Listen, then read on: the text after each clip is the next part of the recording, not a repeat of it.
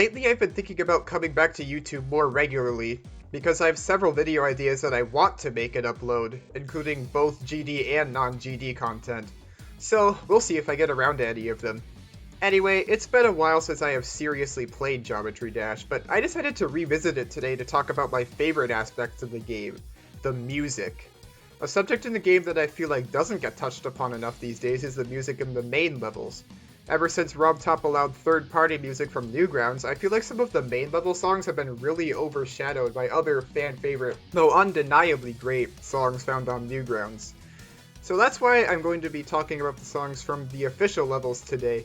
In this video, I'm going to be ranking every song from the official levels from my least favorite to my favorite. I've been procrastinating making this video for a long time now, but now it's finally time to get it out. Now bear in mind that this list is completely based on my opinion, and you are each entitled to your own as well. After this video is done, feel free to leave a comment saying your own personal favorites, or maybe your own personal ranking list. I would love to hear some opinions from you guys as well. Alright, with that being said, let's get into the countdown.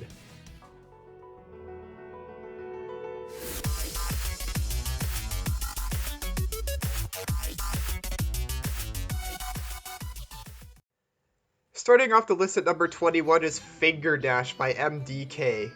I don't know, this song just didn't appeal to me very much. Some of the sound effects it uses are really weird in my opinion, and I just feel like I could have done without some of them. Especially the weird voice thing it does in the beginning.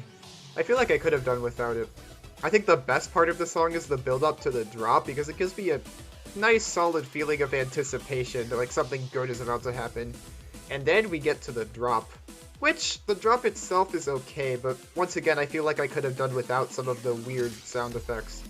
And the drop does have a distinguishable melody, but barely. So overall not a bad song, but I feel like it could have been better.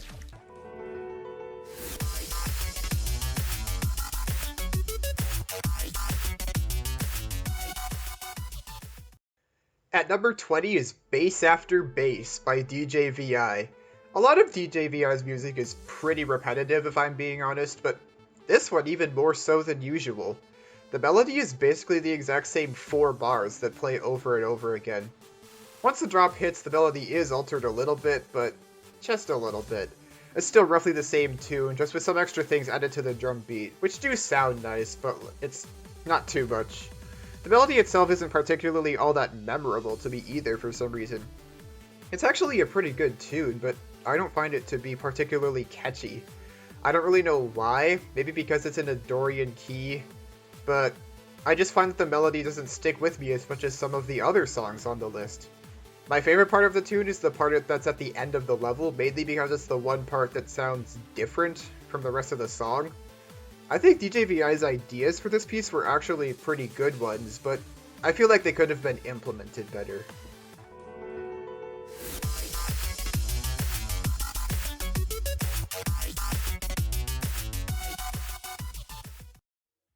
Number 19 is Theory of Everything 2 by DJ Nate. I can see a lot of people hating me for placing this track this low, but this just didn't work for me as a successor to Theory of Everything. Now, I'm not going to be comparing this piece to the original a whole lot in this description. I'm just going to be talking about the piece itself. The quality of this piece is very inconsistent. There are parts that I genuinely do enjoy, but there are other parts that I didn't like so much. The pacing is drastically uneven, as there are some parts that are supposed to feel more intense and some that are supposed to be more relaxing. But the transitions between the two happen very abruptly, and I feel like DJ Nate could have handled these transitions a lot better. Like I said though, there are aspects about the track that I do enjoy. I think my favorite parts are actually the more relaxed piano parts. Those parts sound the cleanest to me and they're soothing to listen to. Ironically, the parts that I didn't enjoy so much were the drops. I think mainly because it's hard to distinguish what the melody is supposed to be in those parts. It feels like DJ Nate struggled to find a main theme that he wanted to stick to, and the whole piece kind of suffered as a result of that.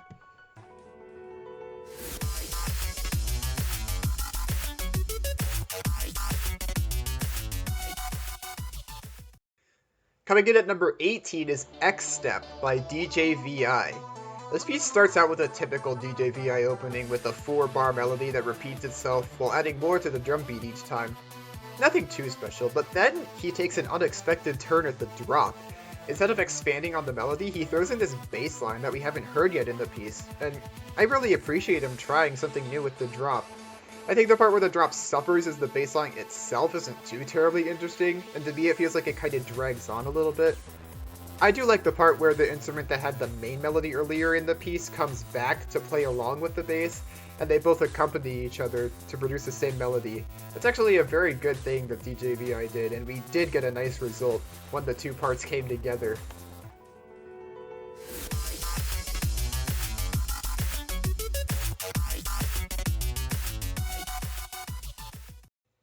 At number 17 is Dry Out by DJVI. So this piece actually does have a pretty nice melody to it, and I really like what DJVI does with the percussion in this piece. I think the part that throws me though is the part where he decides to throw in a dubstep part around 30 seconds in. In the game, this is the part where you turn upside down. Don't get me wrong, it's actually a killer dubstep section, but I feel like it happened too fast. I feel like he could have spent more time easing his way into this dubstep figure. It does sound cool, but to me it feels kind of random and like it comes out of nowhere. After the big dubstep feature, it continues, but the main melody comes back as well, this time with fewer notes. Adding the melody back in makes the dubstep feature feel more organic to me. I do actually like his idea to change up the melody by removing notes, because I feel like most composers will alter their melodies by adding more notes instead. So that was a nice touch. My favorite part is probably the part where you're flying as the ship in the game, because we get a new synthesizer that kind of does what both parts did earlier at the same time. It serves as a melodic figure, but also panders to the more synthesized dubstep nature of the piece, and it actually works pretty well.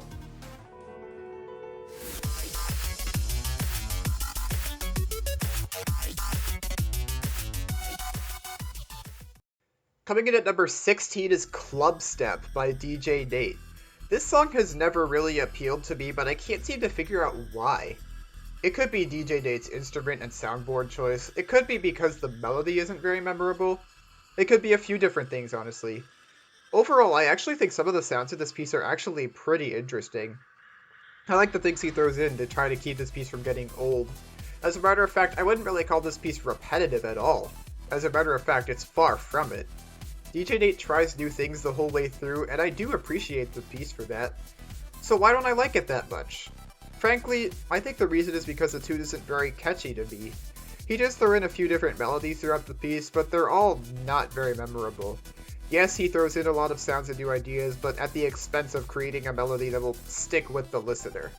At least it doesn't stick with me.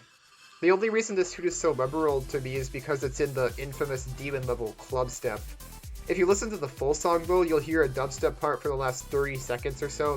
That's probably my favorite part because it actually sounds pretty cool to me. It's too bad that it's not in the level.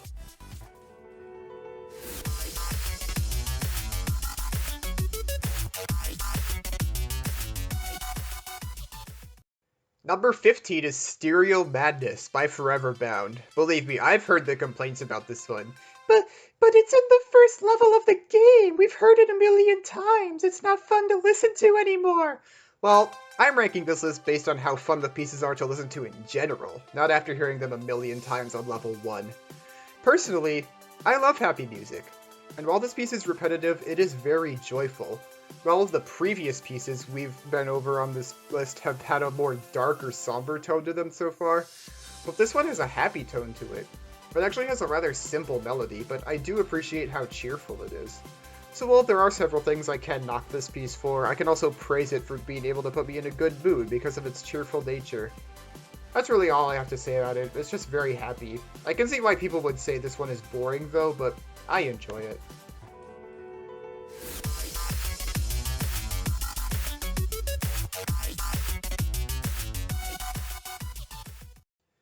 At number 14 is Cycles by DJVI. This piece is actually pretty similar to Stereo Madness in the fact that it's pretty repetitive but very cheerful. I think this one gets more points than Stereo Madness just for the melody alone, due to the fact that the melody is more creative and is expanded on a lot more. It's also much more catchy and memorable. Once you get this tune in your head, it'll probably be stuck with you for a while. But honestly, I wish DJVI had taken more opportunities to expand on the melody instead of repeating the same 4-bar phrase over and over. It's a good melody, but a repetitive one at that.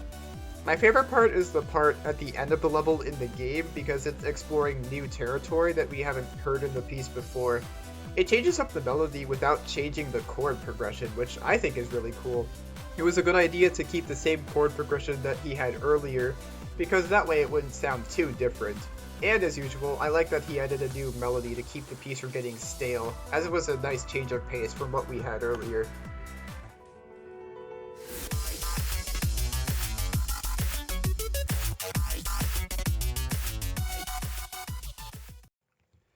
Coming in at number 13 is Electrodynamics by DJ Nate. I know this is another fan favorite, but most of this song just sounds the same to me. At least the portion that's in the level does. The second half of the piece actually does some pretty interesting stuff, but most of the first half isn't very distinct from itself. But ironically, the melody isn't the part that sounds the same, it's everything that happens in the accompaniment. We get almost the exact same rhythms and notes in the drum beat and the harmony for almost the entire first half. They sound good, and they sound even better when put together with the melody, but on their own, they're kinda repetitive. He doesn't even play around with the chords much in the beginning, it's the same A minor chord playing for most of the level. I do like how the piece sounds in general, but I think I could have used some more variation in the first half. I like the second half of the piece a lot more because he does play around with altering both the melody and the accompaniment and the chord progression, and it all turned out really nice.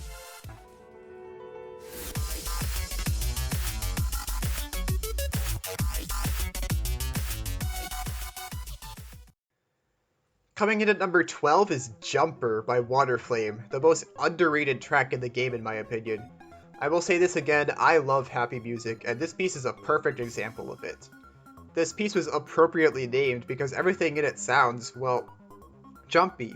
It has a joyful melody as well as a happy drum beat to back it up. Of course, the drum beat doesn't kick in until you get to the first ship in the game, but that's alright because I feel like everything before the main drum beat is just setting the stage for what's to come. However, I do feel like the beginning of the piece could have been implemented better. During my first few listens, I actually had a difficult time figuring out what the meter was supposed to be. I thought it was supposed to be in 3/4, and I was confused when it suddenly switched to 4/4 when the drum beat kicked in. Now that I'm more familiar with the piece, I know that the beginning is supposed to be in 4/4, but it took some time for me to come to that realization. But other than that, this piece is really catchy and upbeat. It's not too impressive instrumentally, but it lightens my spirit listening to it.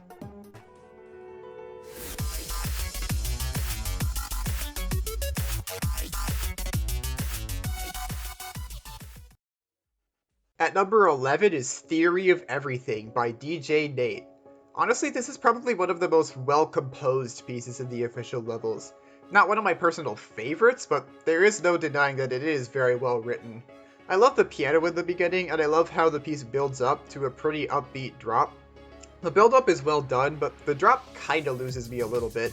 It does sound nice, don't get me wrong, but some aspects of it make it sound a little too, I don't know, artificial, I guess. I get that a lot of the piece is supposed to sound artificial, but I think the drop was a little overdone in that regard, and it felt weird when placed in the same context as the rather natural and organic build-up. Either way though, I do think the drop was well put together.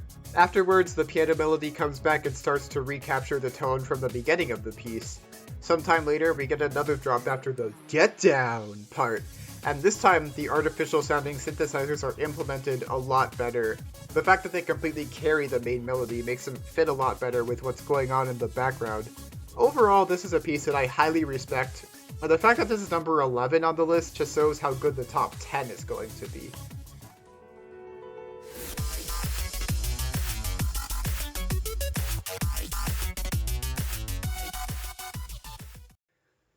Kicking off our top 10 is Back on Track by DJ VI. The melody of this piece is so wholesome, and DJ VI used a very good instrument choice to portray the melody for the majority of the piece. The whole piece is just such a bop because of how perfect the melody is, and not only that, but it has a steady drum beat holding it up.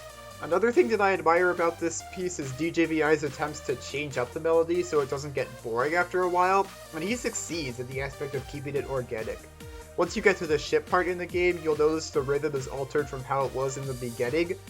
Another transition is when you're in the last cube and the background changes from pink to blue. Not only does he change the rhythm again, but he changes some of the notes as well. While it sounds different, it still sounds just as good as it was in the beginning.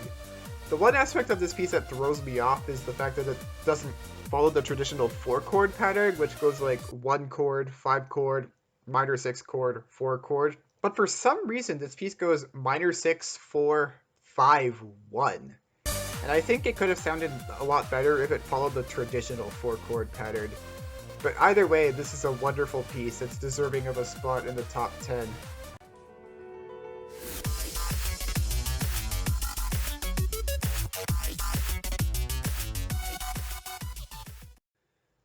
At number 9 is Polargeist by Step.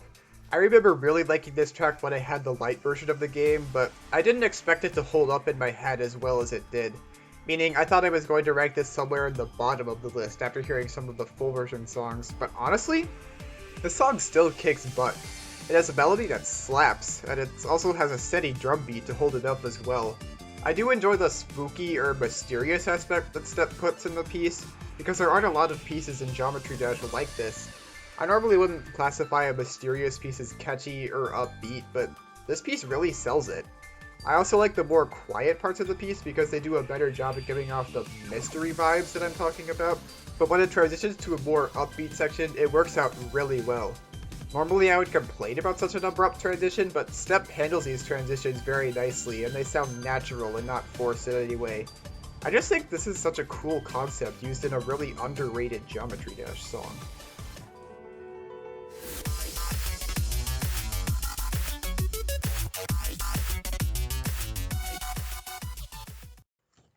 Coming in at number 8 is Clutterfunk by Waterflame.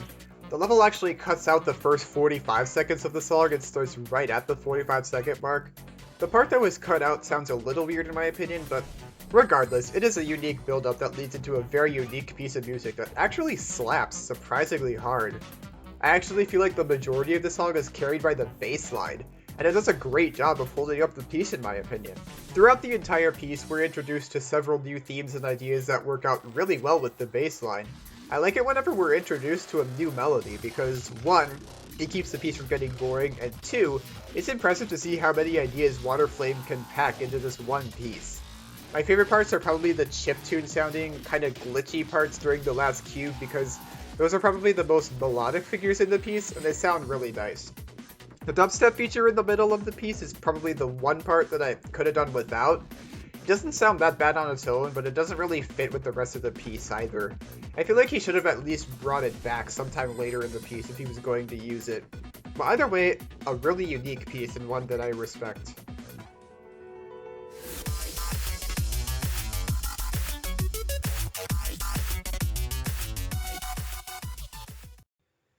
Coming in at number 7 is Blast Processing, also by Waterflame. This is one heck of a catchy piece, all the way from front to back, and it lays down some sick beats the whole way through. I don't think there's a single piece in the Geometry Dash official levels that expands on the main theme so many times during its runtime.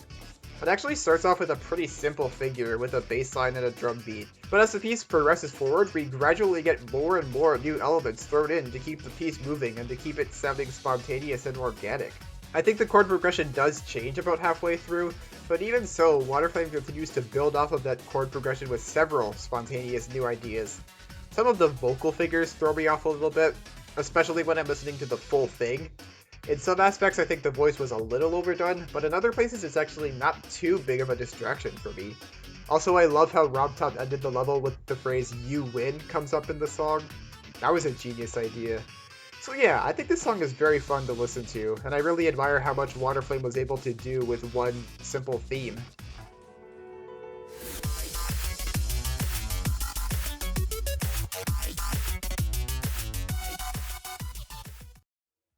At number 6 is Can't Let Go by DJVI. Out of all of DJVI's songs in the game, this one is the best. It has the best melody in my opinion. It's captivating, memorable, and it fits with the rest of the piece really well. Seriously, no matter where you are in the piece, I feel like the melody fits almost perfectly into what's happening in the background. It's incredible how many different ways he can portray the main melody and have all of them work. In the beginning, there's a more dubstep-esque part that drops after the main melody is heard a few times, I complained about a part like this in Dryout because it felt too abrupt and it didn't feel like the transition was handled very well, but he handles this part a lot better in Can't Let Go because the dubstep part isn't something completely new and unrelated to the piece. If you listen closely, it's actually an expansion on the main melody. This is clever, and it also makes the transition between instruments feel less abrupt and more eased into. And then after that, we get more of the main melody portrayed in a techno fashion. And like I said earlier, I don't think there's a single part in this piece where the melody feels like it doesn't fit in with what's happening in the background. This is just a really well-composed piece of music, and keep in mind, this is only number 6. We still have yet to see the top 5, so stay seated.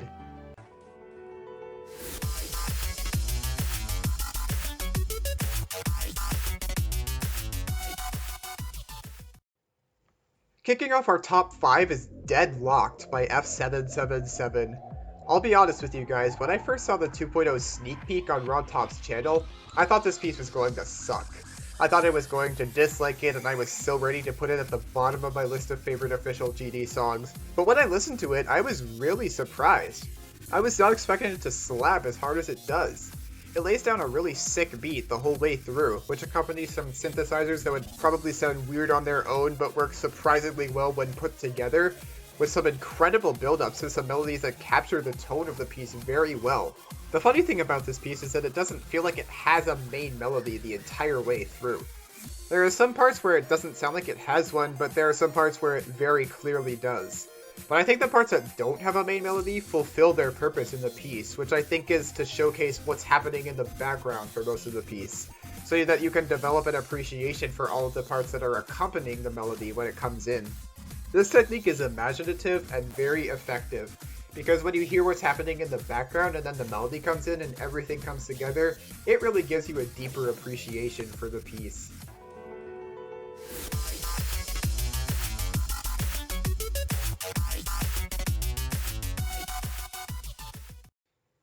At number 4 is Time Machine by Waterflame, another really underrated track in my opinion.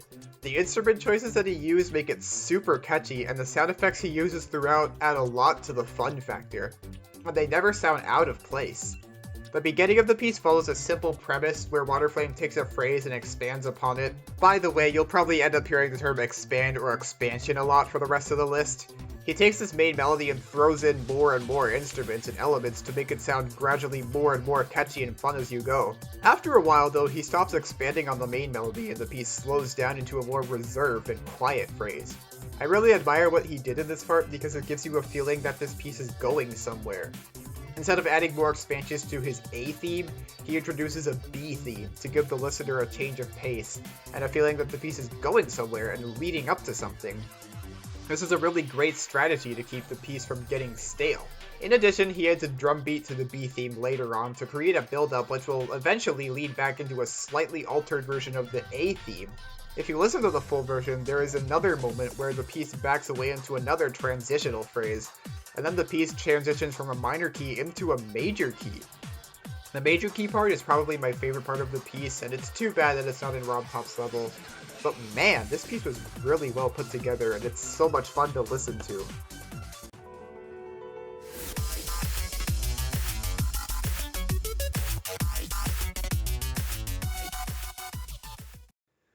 Coming in at number 3 is Hexagon Force by Waterflame. I'll say this was an extremely high risk of sounding cliche, but this is another really catchy piece. I think the main reason for this is because Waterflame was once again really smart with his instrument choices. This piece feels very resemblant of music that was composed in the 80s, and the instrument choices really reflect that. All of the instruments he uses at any given point in the piece are always working together to produce a fantastic melody with great harmonies backed up by a solid drum beat. What I really like is that when it's clear that he's done using a certain phrase, he brings in another one. Like, it's not just a repeat of the main theme with more notes or whatever, it's a brand new phrase. What's even more impressive is that the new phrase that was introduced fits in with the rest of the instruments extremely well, arguably even better than his previous phrase. I don't think I was a fan of the second verse and chorus being almost a direct repeat of the first verse and chorus, but honestly, who cares? If your piece is this catchy, who's complaining?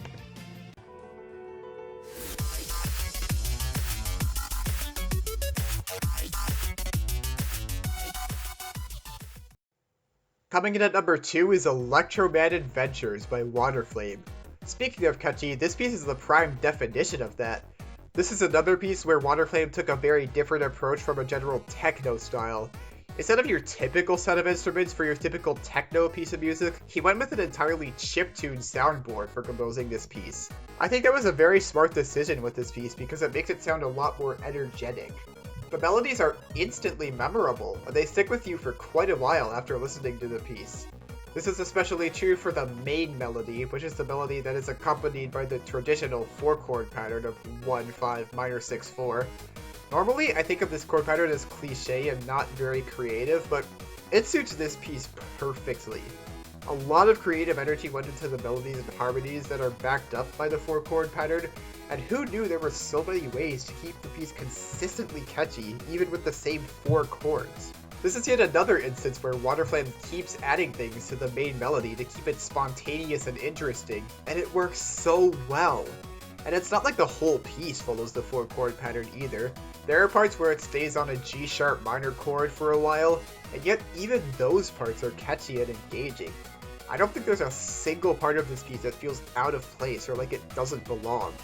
Man, this piece just has so much positive energy put into it that it never gets old.